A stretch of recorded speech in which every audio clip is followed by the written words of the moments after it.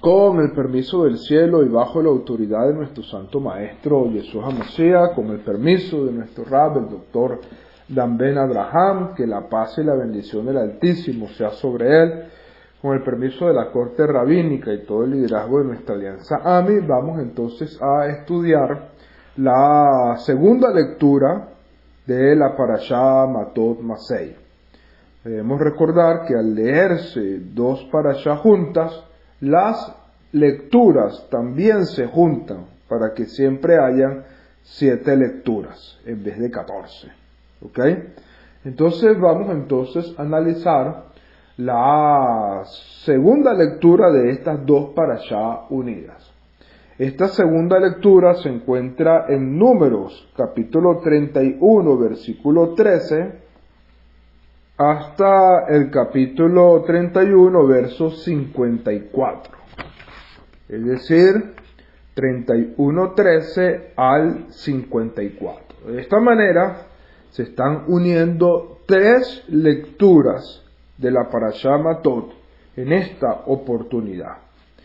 Es decir, la tercera lectura, la cuarta lectura y la quinta lectura se leen como la segunda lectura de las dos parashá unidas.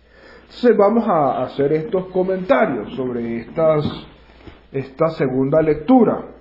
En primer lugar, se nos habla de que los israelitas atacaron a los midianitas y mataron a todos los varones adultos. Moshe ordenó a los soldados librarse de la impureza ritual que habían contraído con el contacto de los cadáveres humanos.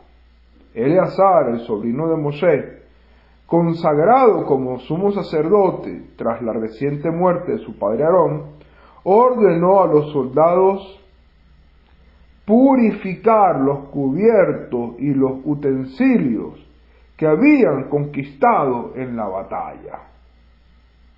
Es allí donde vemos que la Torá dice, dijo Eleazar el sacerdote a los soldados que regresaron de la batalla. Nuestros sabios nos comentan que la impureza ritual es una condición espiritual que rodea al objeto, mientras que los alimentos prohibidos penetran en él. Resulta entonces que el recipiente que haya absorbido alimentos prohibidos debe purificarse sumergiéndose en agua hirviendo o calentándolo hasta que se vuelva ardiente.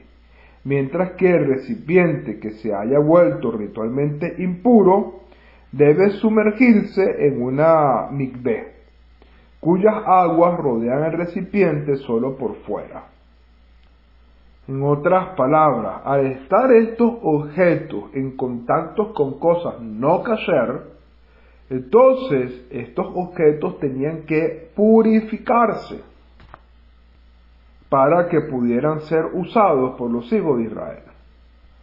Moshe veía la realidad desde la super perspectiva divina, el sentimiento que un cambio general en la actitud de la persona afectará a la totalidad de los aspectos de su vida, incluyendo los detalles más pequeños, por lo que bastaría con eliminar la impureza ritual. Eleazar, sin embargo, había heredado la perspectiva de su padre Aarón, mirando la realidad desde una perspectiva terrenal. Él sabía que los cambios generales y comprensivos no bastan, también debemos trabajar en los detalles. Por lo tanto, de manera análoga, nuestro Moshe interior puede llegar a decirnos que para enmendar el pasado alcanza con adoptar resoluciones generales. Debemos asegurarnos de escuchar también a nuestro Aarón o Eleazar interior, en fin de adoptar todos los pasos requeridos para depurar de esta manera nuestra personalidad negativa. Que el Eterno nos ayude y nos bendiga. Bueno, el segundo aspecto importante de esta segunda aliyá, ¿verdad?, es que a continuación Dios instruyó a Moshe en el resultado de las personas y los animales que habían sido capturados a los madianitas. A los soldados se les permitió guardar la mitad del botín y la mitad restante fue entregada al pueblo de Israel. Los soldados tenían que ofrendar a los sacerdotes una parte de su medio botín, y el pueblo debería ofrendar una parte de su mitad a los levitas.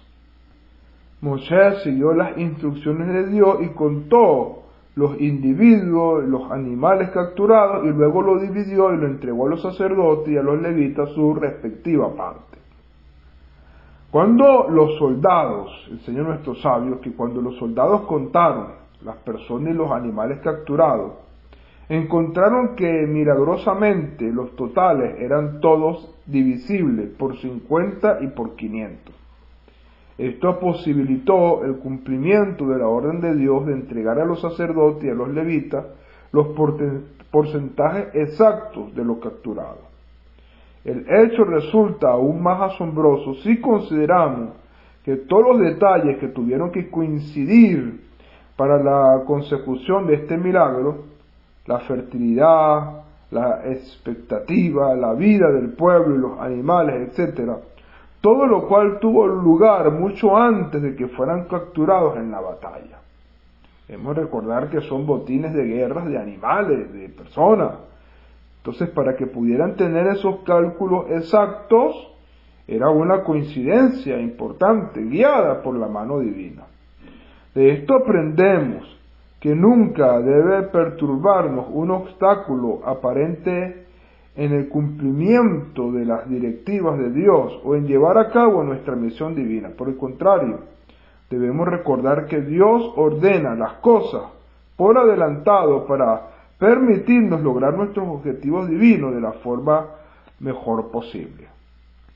Finalmente, como último punto de esta segunda lectura, la parashá nos habla de que los oficiales del ejército contaron a los soldados a su cargo y encontraron que milagrosamente no faltaba ninguno de ellos, es decir, ningún hombre murió en la batalla.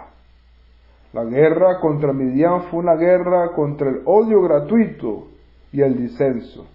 Dios nos ordena liberar esta guerra permanentemente para que el odio, la discordia, el rencor sean reemplazados por el amor, la concordia y el altruismo. Además de los evidentes beneficios de esta lucha para nosotros como persona y como sociedad, Dios también se beneficia con la misma. Como dijera el sabio talmúdico Rabbi Akiva, el amor fraternal es la base de toda la Torá. Dios nos asegura que nuestra incesante guerra contra el odio, tal como sucediera en la guerra original contra Midian, terminaremos sin sufrir pérdidas de ninguna índole, ya sea física, espiritual o siquiera financiera. Hashem nos ayude y que siempre pongamos nuestra mirada en el Eterno. Shalom Ubraja.